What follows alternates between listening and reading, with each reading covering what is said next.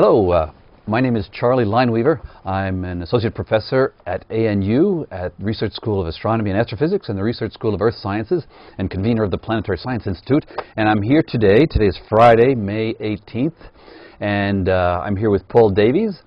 And we're going to be talking about various things that Paul has been working on and we've been working on together. And Paul will give a lecture called The Eerie Silence in about 2 hours from now. Right. Okay, so why don't we start out talking about what you will be talking about. Your new book, The Eerie Silence. I guess one question is there silence? And if there is, why is it eerie? Right. So what's the subject about? Okay, it's The Eerie Silence.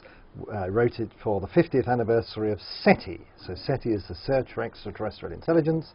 And this is something that was started in 1960 by an astronomer called Frank Drake, using a radio telescope to sweep the skies in the hope of picking up a message from some alien civilization. So a slightly crazy thing to do, and at the time everybody was very skeptical that this would ever succeed. In fact, they were very skeptical that there was anybody out there anyway. So it was a rather quixotic enterprise. But these days, I think it's taken more seriously. And so for the 50th anniversary, I thought, well, I would like to write a book as a sort of well-wisher, bystander, and fellow traveller. Write a book reviewing their 50 years and 50 years of silence, because, of course, they have picked up no messages from alien civilizations. No messages. No messages at all. So then the question is, well, does that mean we're alone in the universe, or might we be looking for the wrong thing in the wrong place? And what can we do to move this field along? So it's eerie because you expected to hear something and we haven't. Right. I think there is something a little bit chilling about the thought that we might be alone in the universe. But even more chilling is the thought that the universe may be teeming with intelligent life, but that they don't survive long enough to contact us. And so either way, I think it's something that makes people feel a bit uneasy. Why uneasy? I mean, I would be, like, I think Stephen Hawking says, hey, if they're out there, let's keep our heads low because they don't care about us. Yeah, so I think that's ridiculous. So I would call it, you think yeah, it's ridiculous? I think it's a really ridiculous statement. And the reason for that is that aliens be a problem. What would they want of Earth? They surely don't want the humans on the Earth. They would want our planet. And the planet's been here for 4.5 billion years. If they wanted Earth, they could have come and got it at any time. They don't need us to tell them. Well, an ant in an ant hive would equally say the same thing. Oh, I wonder if they're going to... We don't care about ants, but we leave them alone in general unless we feel, oh, we got to move a road there, build a house there. So just like in the Right. Hitchhiker's Guide to the Galaxy, right? Hey, they don't care about us. Absolute apathy. And that's kind of scary when there's the omniscient beings, or the closest thing to omniscient advanced civilization, don't care a whit about humanity. They quite likely don't. So, but I don't think there's anything dangerous in attempting to communicate. That's the point. Now, it's important to realize that SETI is a passive program. It's just listening in for their radio traffic. But some people like to do METI, messaging extraterrestrial intelligence. And WETI? What is WETI? Waiting for extraterrestrial intelligence. Do nothing and just wait.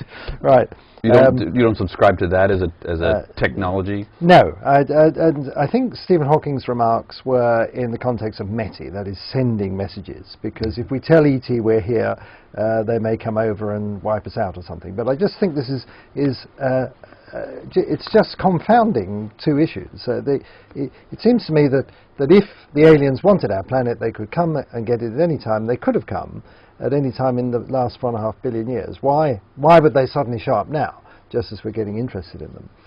So how have the reviews been of your book? Is anybody surprised at your points of view, or is it anything iconoclastic about it, or anything that... I was embarrassed at how good the reviews were, because almost uniformly some very distinguished colleagues were saying really nice things about this book. Well, what I try to do with all my books is to write carefully. I like to be provocative, but I also like to point out, well, this argument, is slightly crazy. This is against the conventional view. Other people might think differently, and so the book is full of health warnings that this subject is speculative even by the standards of modern theoretical physics, which is pretty speculative. And so I think with all those cautions inserted, then some of my speculations, which I admit are a little bit wild, probably went down well enough with the reviewers. Okay, so you and I think first met in the course called Are We Alone that I was running at USW. Yeah. And we had the great Drake equation debate. And one of the things that I'm confused about, the students are confused about, and maybe you're confused about is what the word we means in the question, are we alone? So it could mean, for example, we human beings, or we human-like intelligences, or we the life forms of Earth, or maybe even we the far from equilibrium dissipative systems. Right. And I've said, well, if we define life in this broad way as being a far from equilibrium dissipative system, like a hurricane or convection, then we're not alone. We've already found them, and the story's finished, and no big deal. And it's not eerie anymore because there's no silence, because we can already see ourselves out there. So what do you make of that more iconoclastic, in your disrupting style of probing at the foundations of what the meaning, what the definition of life is? Well, I'm less interested. I was hoping you'd look more favorably on that because of your disruptor. Right. I'm less interested in, for this purpose of SETI, in life, but more interested in intelligence. And so the first thing is that if there is intelligent life out there in the universe, I think biological intelligence will be a very short phase in the evolution of intelligence in the universe, because it will very soon hand over to some sort of designed artificial type of intelligence. We're already doing that here on Earth. So the we doesn't just mean sentient beings capable of developing technology. It means they're technological products which are likely to be intellectually far more powerful than their originators and their creators. So according to that's this, that's the community of beings that I'm interested in, whether they exist or not. And so you've taken what humans have done and created a generic group in the universe called human intelligent technological development. In other words, are humans in this respect alone on Earth? Yes, because we are the only, I would say, truly intelligent animal on Earth. And by truly intelligent, I mean that we're the only one, as far as we know, the only one who has figured out, for example, the laws of physics, and is able to write down equations to predict phenomena like eclipses, or how to send a rocket to Mars, or something like that. We know about the existence of neutrinos, which you can't see in daily life. I don't think ducks or kangaroos know about neutrinos. Of course, it would be hard to know because well, dogs can catch frisbees and balls, so they they know about the path of a ball through the air. But they're and not doing they it by integrating. I mean, my dog can find a ball with her nose, and I can't do that. So.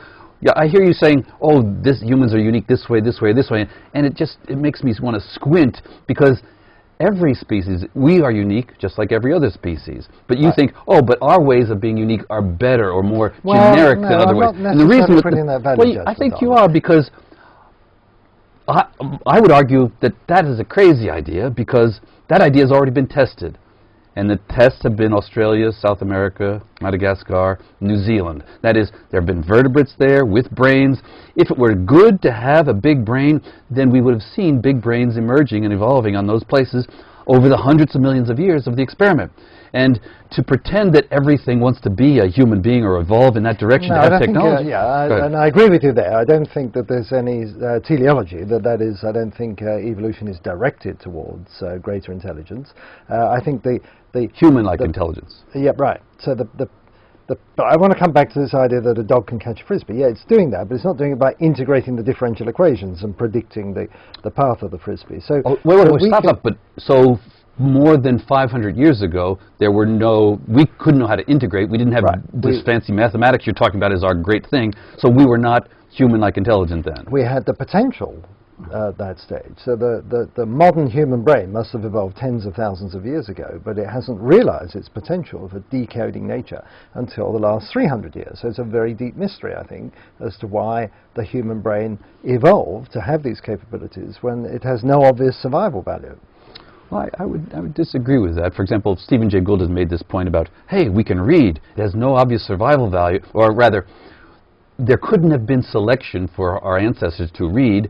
Therefore, it is a byproduct, is a magical, somehow a supernatural byproduct of evolution. And I'm thinking, well, wait a minute. Visual acuity is one of the prerequisites for reading. Right. That you can easily make up stories about. Oh, we had to look carefully through Right, the tree. right, I don't think that's... What about you know, the ability to write carefully and move these hands? Well, that's also when you're making stone tools or developing tools of any kind. So I agree with reading. Mathematics, I think, is a different story. So the ability to abstract, the ability to say, okay, wait a minute, let's make a model of what might happen to this ball if I throw it. And that's kind of halfway to mathematics as far as I'm concerned. Well, but...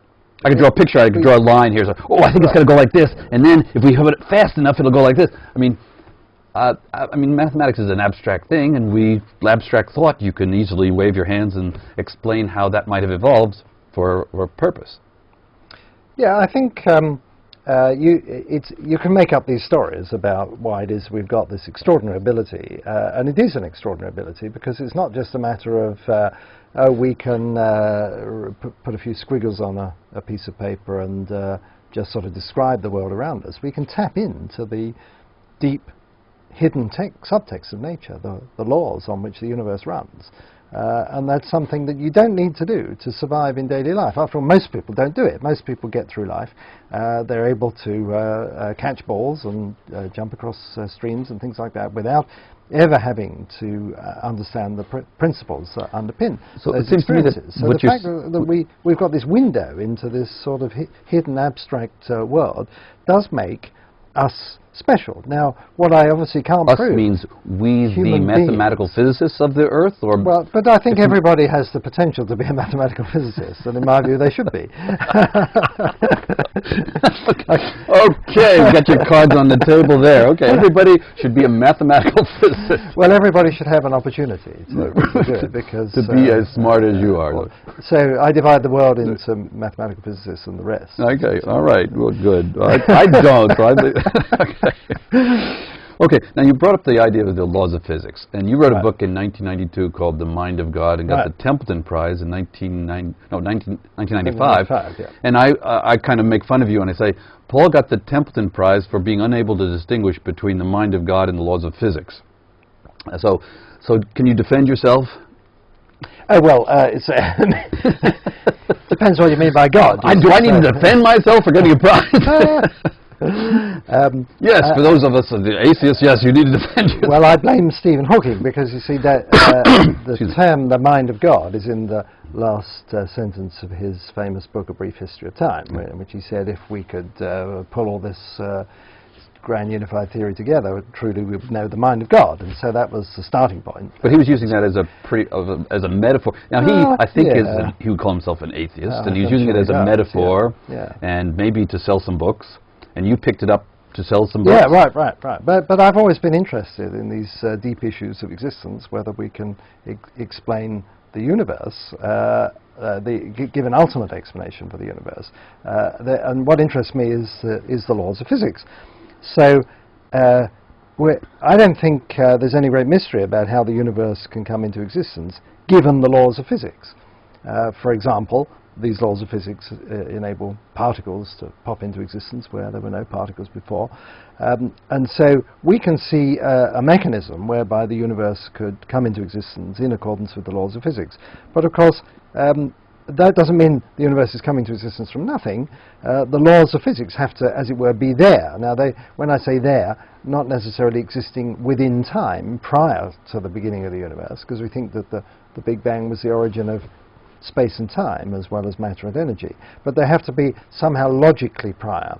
So we have to assume the existence of the laws of physics, and that's what I want to know. Where do the laws of physics come from? Why do they have the form that they do? Okay, now this reminds me of a question called why is there something rather than nothing? It seems to me you have in your head there are no laws of, there's something called nothing, a platonic nothing, in which there are no laws of physics, and so you're imagining this state, and then you're saying, okay, let's add to this platonic nothing these platonic laws.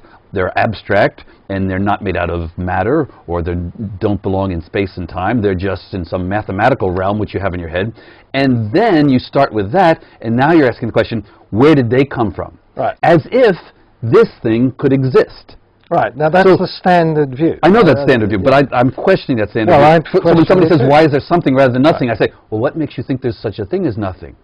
You know, if you're asking why is it A rather than B, and if B doesn't exist, that's a silly question. So you're asking the question, you're pretending that there could be nothing without laws. You're adding the laws to them and say, where did they come from? You could pretend that there's no matter, and you say, oh, here's matter. Why is there something rather than this imagined state? So it seems to me it's a false dichotomy that's at the basis of your question, where did the laws come from? Now, what do you think of that? Right. Well, what I was doing was taking the standard view, which is shared by almost all of my colleagues in mathematical physics and cosmology, that the universe didn't pop into existence with the laws imprinted on it, boom, like the maker's mark, just after it appeared, that the laws somehow exist in some abstract manner, in some Platonic manner, independently of the universe. So are you saying that most of your colleagues are on which school of thought? On the Platonic school of thought, that the laws of physics exist independently of the universe, and that these laws are universal, eternal, absolute, and immutable. That however violent the phenomena that occur in the universe, the laws remain unchanged. And that reminded you of the mind of God. Absolutely, because it comes straight out of Christian theology. It's very easy to see where it comes from, and this is no surprise, because this dualism that we have, universal, eternal, immutable laws and changing states of matter, goes right back to Newton. Newton and his contemporaries were religious. They thought that in studying the universe they were glimpsing the mind of God. But the point I want to make is that this asymmetry between the laws and the states of the world reflects the asymmetry that Christians attribute to God. That is, that the universe depends utterly for existence on God, but God doesn't depend in any way on the universe. Why Christian? Why not all of the Abrahamic religion, Judaism, Islam? It was just any monotheism. Refined, and it's just that the early scientists were Christians, and so that's what they drew upon. So for Newton and his contemporaries, the idea of these immutable laws were precisely, they were thoughts in the mind of God, that these reflected God's eternal, immutable rationality, whereas the world was malleable and changeable. Does it have to be a monotheistic God, or could you have a polytheistic God? I mean, what have your Indian colleagues made of your Templeton Prize in associating the laws of physics, which they study, with a mind of a Christian God rather than Vishnu or... Right, well, it's just that it's a matter of historical fact that science came out of this monotheistic tradition. That it took root in the world of Christianity, and but the idea of having some God that's over and above this world is something I think that almost all humanity shares. Animus. But they do, yes, of course. The notion that there's something beyond. Immutable. I'm not trying to argue that there is. What I'm doing is saying that as a matter of historical fact, the standard view of theoretical physics, which goes back to Newton, has this inbuilt dualism. The asymmetry between the immutable laws and the changing states of the world, which reflects... And you subscribe to that? Or? Well, no. What I wanted to do was to challenge that. So I wanted to take that notion and say, well, saying that the laws of physics exist as a package of marvels that just sort of happens to be, in other words, they exist without explanation, is no better than saying the world was made by God, who exists without explanation. But your confidence in that question depends on your confidence in the belief that there could be an initial state without these things. And then you just moving the buck and say, okay, well, how do you explain that? Whatever you're going to put over there, it's going to have some qualities.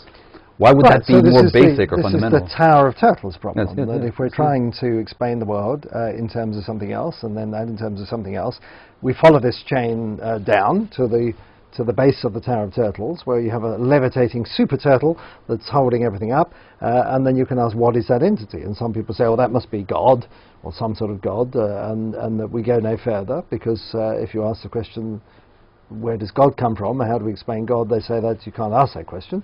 Or it's the laws of physics, and then you ask most physicists, well, where do the laws of physics come from? They say, oh, you can't ask that question. That's outside the scope of science.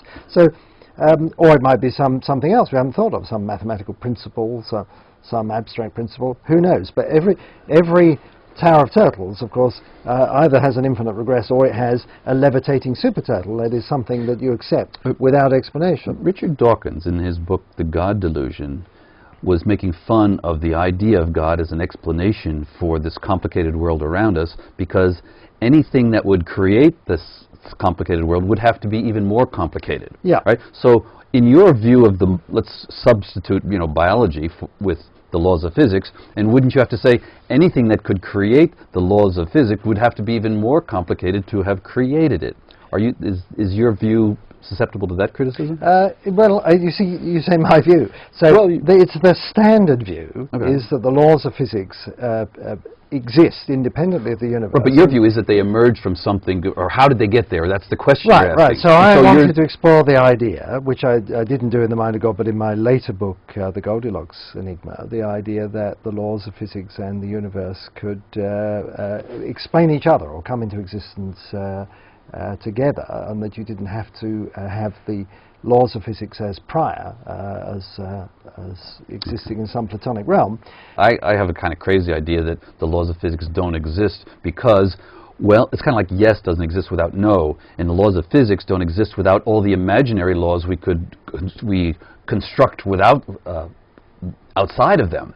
And so we have laws only because we can think of, we have 1 over r squared. Well, we can think of 1 over r cubed, 1 over r to the fourth. We can Right. think of alternatives. And if we can imagine that you could not imagine that this space did not exist, this space that we're creating, then you would just have something that you wouldn't really call a law. It would just be like, that's the way it is kind of thing, rather than describing it as a particular law, because it becomes a particular law that we call that this law exists because we imagine all these things that don't exist. And it's really questionable epistemologically if you say, this exists because I can think of alternatives.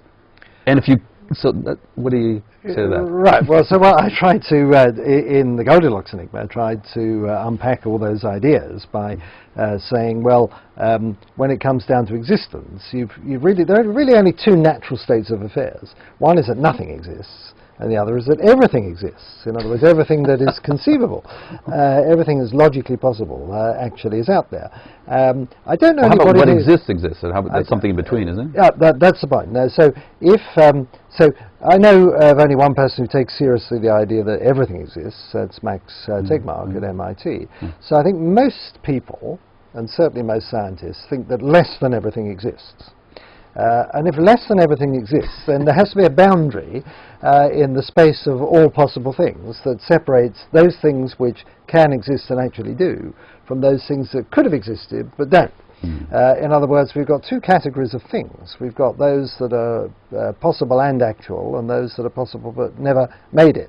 And then you wanted to come up with the question, who gets to choose? Who gets to dignify certain things as being really existing and other things that are rejected as only potentially existing?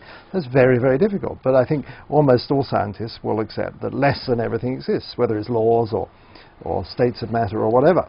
Okay, let's move on from the mind of God to cancer. Right. Now, you've been working on cancer. Tell us a little bit about your program at Cancer, and tell us a little bit about the paper that we both wrote. Right. Well, all this began when I got a phone call from Anna Barker, the Deputy Director of the National Cancer Institute. This was about 5 years ago, in which she said, well, it's nearly 40 years since President Richard Nixon declared war on cancer. And in terms of clinical outcomes, we haven't seen a lot of improvement. And we're spending $5 billion a year of taxpayer money in cancer research, and we're stuck. So why would a cancer oncologist call up a mathematical cosmologist who's a popular writer and ask him about this? Right. Well, the reason was that when I went to Arizona State University, I created a center called the Beyond Center for Fundamental Concepts in Science, and our job is to have the sort of conversations we've just been having. That is to challenge the foundational assumptions across all of the sciences. So stand back from any particular theory or set of ideas and say, how do we really know? Could it be different? What are the hidden assumptions here? She thought that's exactly what people need to do for cancer. In other words, the mainstream cancer researchers take cancer for granted. Oh, of course there's cancer. We've got to cure it. We've got to find a pill that will make it go away. They very rarely stand back and say, well, why is there this thing called cancer? And can we adopt other approaches using physical science, not just in a diagnostic sense, but using physical science to, in some way, control cancer? And so that was the vision that she had, very bold, that as a result of that, 12 centers were set up. They have this awkward name, Physical Science Oncology Center, and I'm running the one at ASU. And I take quite seriously her mandate to rethink cancer from the bottom up. And so what most strikes, two things that strike me about cancer when I come at it with no previous knowledge. One is that it's really hard to get rid of. It seems to be extraordinarily good at evading everything the body and the medical profession can throw at it. So, in other words, it's an extremely efficient type of process. And the other is it's pervasive in the biosphere. It's not just a human disease. What have we been able to contribute here? Right. Why don't you describe the novelty? I think we are the first to come up with what I would regard as a proper theory of cancer. And I'm not talking, when I say theory of cancer, about, well, what is it that might give you cancer? Because, of course, there are plenty of theories of that sort. No, it's much deeper. It's how cancer fits into the great story of life as it has unfolded on Earth over the last 1 or 2 billion years. And it fits in because cancer is a condition that afflicts most multicellular organisms, and therefore it's likely that it has deep evolutionary roots that go back to the dawn of multicellularity over 1 billion years ago. Very few cancer biologists ever think about evolution, and if they do, they don't think in terms of these very long timescales. Why don't they? Why are oncologists kind of ignoring evolution? Why do they think they can get away with trying to cure something or fix something or understand something without understanding where it came from? I suppose if you're presented with a patient with a condition here and now, then your natural thought is we've got to get rid of this thing, and there is that tendency to think of cancer as like an invader. This is how people react when they're diagnosed with cancer. They say, I want it out of me. I don't want this thing in me, as if it's like some alien that's taken root. This is not a very helpful reaction, because I think if we're to manage cancer in some more efficient way, and we don't need to cure. I think we could get over this idea that people need to be cured of cancer. We don't need to cure people. We've just got to make sure that the cancer doesn't spread around the body and kill them. And so we have to hold it in check. So I see cancer as a bit like old age. It would be stupid to say we must cure old age. We can't have this anymore. A lot of people are trying to do that. You can mitigate the effects of old age, and in the same way you can mitigate the effects of cancer. But we could mitigate its effects and manage it so that people, in effect, die of something else. And so that's the goal of the cancer research that you and I are doing. Well, I think so, because if we understand how it fits into the life story, then we're in with a much better chance of controlling it. And why is that? Well, you might think that if cancer kills people, evolution should have eliminated it a long time ago. But there's a lot of evidence that when you look at the genes that are driving the cancer, these are the same genes that are active in the early stage of embryo development. Of course, we can't get rid of those. They're foundational genes, and very ancient genes for that reason. So they lay down the basic body plan. Now, they're supposed to be... I'm going to have to interrupt you. I think we're going to have to stop there. We don't have time to go into any more details about the research that we're doing. But they can read the paper. That's right. Read the paper in Physical Biology, right? Yes. Davies and Lineweaver, an article in Physical Biology. And please read that if you'd like to know more. And Paul, thank you very much for coming here. And I'm looking forward to your lecture in about an hour now. Right. And it was great talking to you. Yeah. I'll shake your hand. Great. Thank you.